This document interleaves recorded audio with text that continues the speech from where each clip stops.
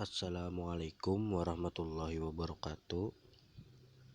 Nama Muhammad Jalaluddin Akbar, NPM 19110998, lokal Aki B, semester 6, mata kuliah Hukum Keluarga di berbagai negara muslim. Dosen Bapak Muhammad Syafiq, SHI, MH. Di sini saya membawakan materi dengan judul Batasan Usia Baligh dan Penerapannya dalam Undang-Undang Perkawinan di Syria, Iran, dan Indonesia.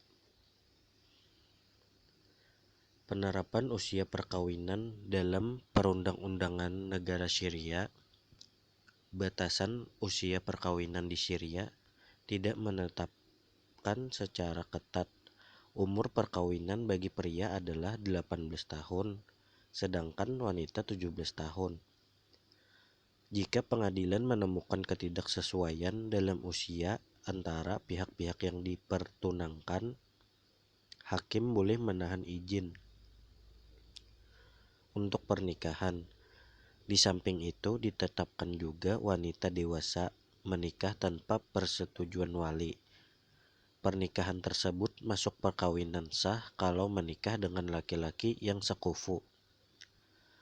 Sebaliknya, kalau menikah dengan laki-laki yang tidak sekufu, wali berhak menuntut pembatalan, kecuali kalau si wanita telah hamil.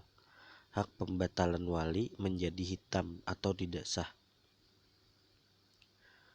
Apabila seseorang telah berusia 15 tahun bagi laki-laki dan 14 tahun bagi perempuan berkehendak untuk menikah, hakim dapat memberikan izin setelah melihat bukti kematangan secara fisik maupun psikis dan izin dari orang tua mempelai. Begitu pula, hakim berperan sebagai mediator apabila terjadi perbedaan usia antara kedua belah pihak mempelai. Penerapan usia perkawinan dalam perundang-undangan negara Iran. Batasan perkawinan yang berlaku di Iran adalah 18 tahun bagi laki-laki dan 15 tahun bagi perempuan. Ketentuan ini berdasarkan pada The Iranian Family Laws, Marriage Laws 1931-1938. Aturan usia perkawinan ini berlaku ketat dan tidak berlaku pengecualian. Iran tidak memberlakukan usia di bawah standar perkawinan yang telah disepakati. Sebaliknya, jika kedua mempelai yang menikah di bawah usia yang telah ditetapkan, justru akan mendapat hukuman penjara 6 bulan sampai 2 tahun. Bahkan apabila usia perempuannya di bawah umur 13 tahun, akan dikenakan penjara selama 2 sampai 3 tahun. Di samping harus membayar denda antara 2.000 sampai 20.000 rial, tergantung kasus yang dihadapi. Pemberlakuan hukuman ini setelah tahun 1935.